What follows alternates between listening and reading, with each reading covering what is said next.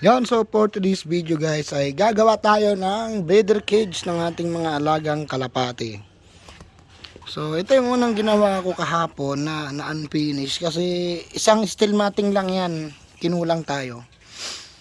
Then ngayong umaga yan, bumili tayo ulit ng another one. So yung gastos na natin dito 600 na, 300 isang steel matting na ganyang kanipis. So let's go, tatapusin na natin ito ngayong araw.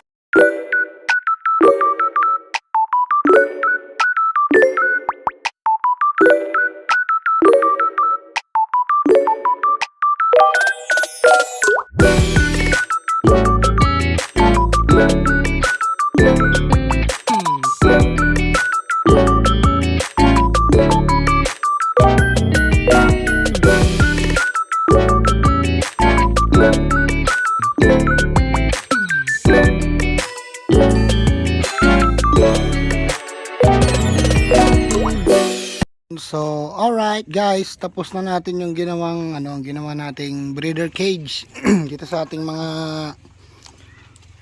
breeder natin ng mga alagang kalapati. So, kasi medyo pagkasama-sama sila sa isang kulungan, nag-aaway-aaway sila. So, ito yung mga natin, yung mga YB natin. Mga YB. Kasi tulad yung mga nag-iitlog nating breeder natin ngayon, no? Checkered saka blue bar.